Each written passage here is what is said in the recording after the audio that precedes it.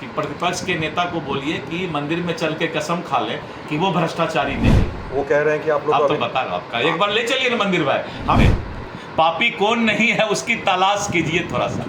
आज उनको जाति जनगणना का ख्याल आ गया, इसलिए कि उनका वजूद समाप्त होता है। नेहरू जी के शासन और राजीव गांधी के शासन में भी तो करवाना चाहिए था ना जातीय जनगणना। जब तक वो उनके पिताजी से पिताजी दादाजी सब लोग थे, उस समय कहाँ थे वो। आज उनको जातीय जनगणना का याद आ गया। नेहरू जी के शासन से लेके उस समय भी तो लालू जी के शासन और राजीव गांधी के शासन में भी तो करवाना चाहिए था ना जातीय जनगणना। आज उनको जातीय जनगणना का ख्याल आ गया, इसलिए कि उनका वजूद समाप्त होता गया। तो देश को वो चाहते हैं कि जात में बांट करके किसी तरह फिर से जिंदा हो जाए। भारतीय जनता पार्टी सबका साथ सबका विकास, एक एक जाति का विकास चाहती है और एक एक जाति को अधिकार देना चाहती है। मंत्री थे वो मंदिर में चल के कसम खा, आप लोग तो वह कसम खिलवाते नहीं है। उन्होंने कहा कि प्रतिपक्ष के नेता को बोलिए कि मंदिर में चल के कसम खा ले कि वो भ्रष्टाचारी नहीं। वो कह रहे हैं कि आप लोग तो बता रहे हो, आपका एक बार ले चलिए ना मंदिर भाई। हम इतना आसान शर्त हमने रखा है कि मंदिर में चल के कसम खा लें कि राष्ट्रीय जनता दल के नेता भ्रष्टाचारी नहीं है। हम तो राजस्व मंत्री अभी हैं, हमारे पहले आलोक मेहता जी थे। आलोक मेहता जी के फाइल को मुख्यमंत्री जी ने बुलवाया था, राजस्व विभाग में भी दुकानदारी चला था। तो मैं कहता हूं कि राष्ट्रीय जनता दल के नेता एक साथ मेरे साथ चलें मंदिर में, कसम खा लें खाली कि हम राष्ट्रीय जनता दल भ्रष्टाचारी नहीं है। राजेश खन्ना का एक फिल्म था, मैंने बचपन में देखा था। कुछ लोग किसी महिला को बदचलन कह के पत्थर मार रहे थे, तो एक गाना आपने सुना होगा, इसमें से जो पापी ना हो वो पहला पत्थर मारे।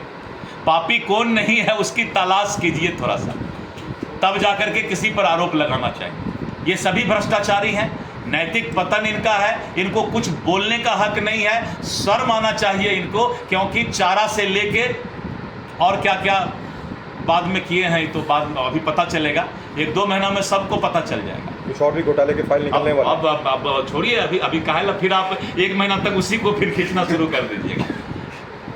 क्या बात है बीजेपी से? देखिए बताते हैं आपको, चंपई सोरेन जी को कोल्हन का टाइगर भी कहा जाता है।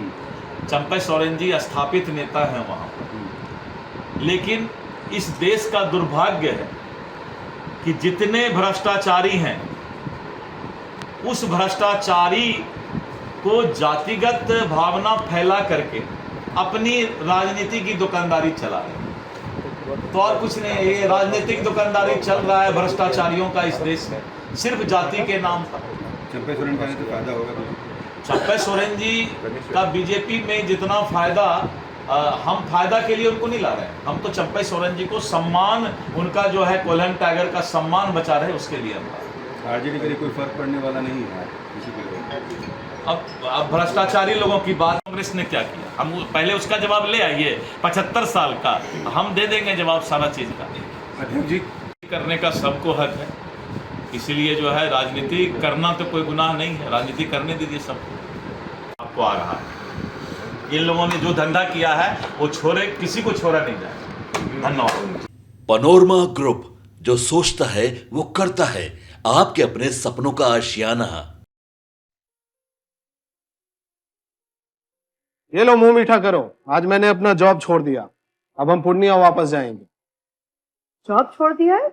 मतलब ये घर कैसे चलेगा, हम करेंगे क्या, और माँ बाबूजी क्या बोलेंगे? इसलिए मैं एक और मिठाई का डब्बा लाया, अपने बिजनेस के लिए लोन अप्रूव हो गया। अरे लोन अप्रूव हो गया वो तो ठीक है, लेकिन पूर्णिया में हम रहेंगे कहाँ? अपना घर भी तो नहीं है वहाँ। इसलिए तो एक और मिठाई का डब्बा अलग से लाया हूँ। हमने पूर्णिया में घर ले लिया है, पूर्णिया के ई होम्स पैनोरमा में। पूर्णिया में पैनोरमा ग्रुप लेकर आए हैं ई होम्स पैनोरमा। बड़ा घर, आलीशान जिंदगी और अत्याधुनिक सुविधाओं के संग। अरे अरे, अब क्यों मुंह मीठा करवा रही हो? क्योंकि हम घर वापसी जो कर रहे हैं। घर वापसी की खुशी पूर्णिया में ई होम्स पैनोरमा के संग। ई Homes Panorama, luxurious lifestyle redefined.